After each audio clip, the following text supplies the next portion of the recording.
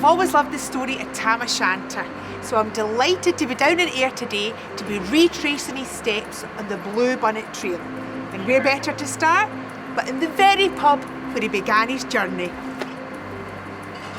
Hello, Marina. Hello, Jane. Tell me this, how does it feel to run Scotland's most famous pub? Well, I don't feel as if we're on it. We're merely custodians, Jane. Oh, that's lovely. And tell me, has it changed much since Burns' day? No, really. I'm very glad to hear it. Well, I know a wee bit about the story of Shanter, but I'm no expert. But I know a man who is. Will we head in? Why not?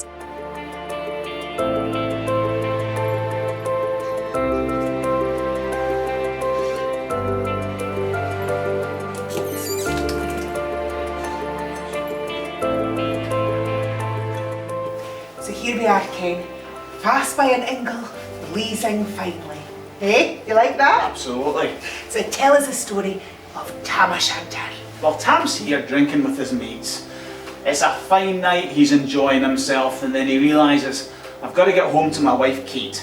So what does he do? Gets on his horse Meg, canters through, maybe a wee bit tipsy, going through the woods, it's a bit spooky, and he comes across Alloway Kirk, and he sees it up ablaze.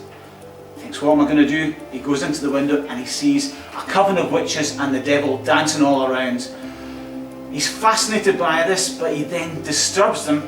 So what happens? They chase after him and he gets on his horse Meg, goes over the bridge, one of them grabs hold of the tail and cuts it off. It's an absolute epic. Oh, smashing. Will we retrace Tam's steps? Let's just go. Come on, let's go and do the Blue Bonnet Trail.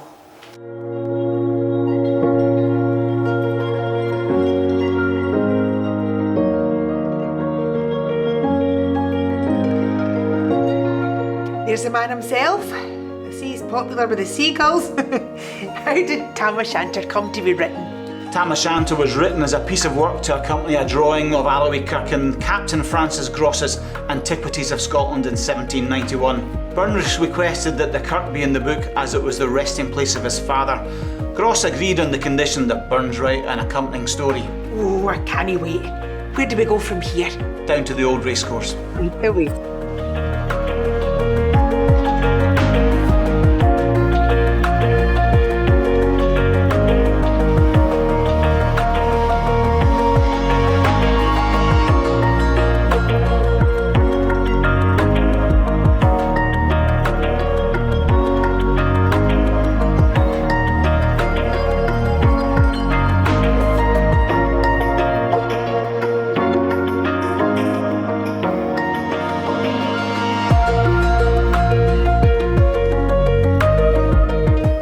Now we have to look for the blue bonnets to guide us through the walk.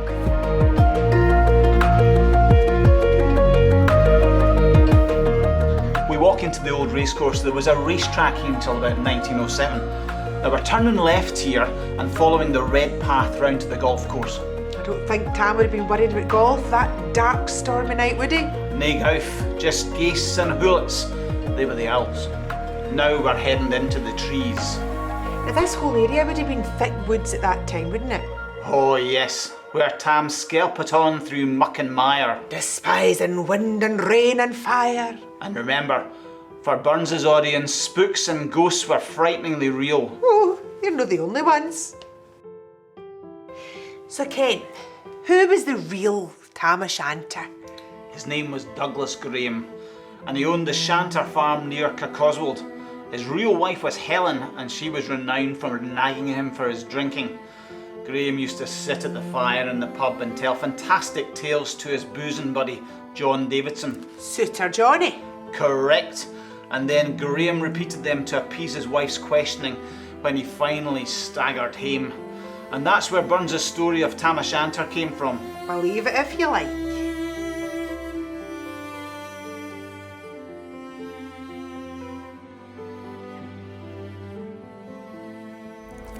So by this time he was across the ford, where in the snow the chapman smeared. Phew, getting more and more feet.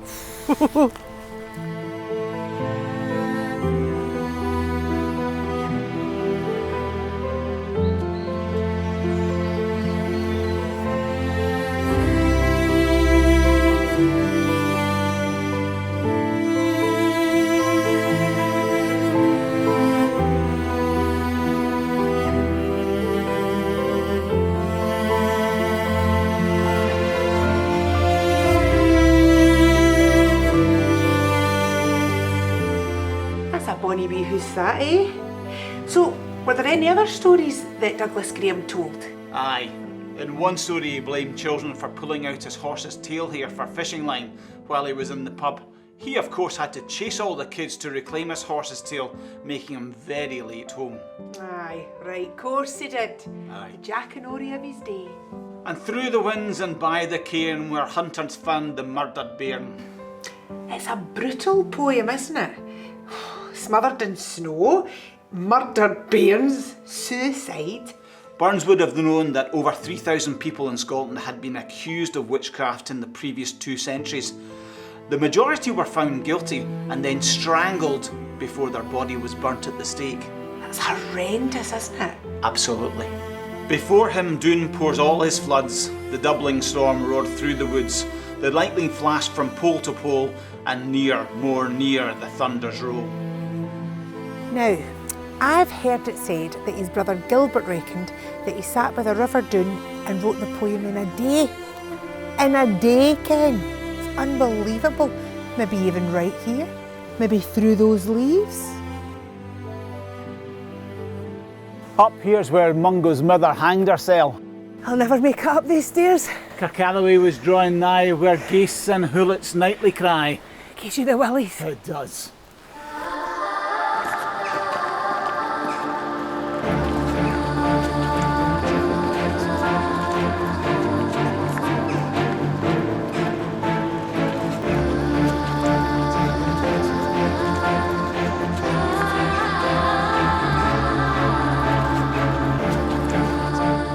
When glimmering through the trees, Kirkalloway seemed in a breeze.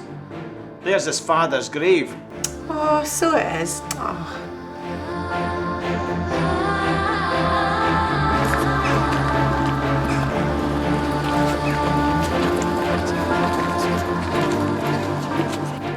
Oh, now there's the window where Tam saw the witches and the warlocks in a dance, yes?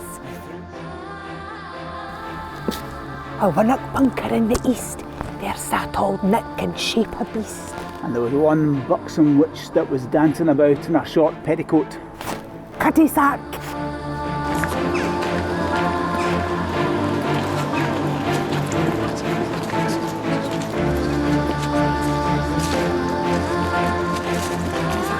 Tam got so excited that he lost his composure and shouted, "Well done, Cutty Sark!" And in an instant all was dark. So then they chased them to the brig, is that right? Absolutely. Will we go? On you go. I'll race you. Aye.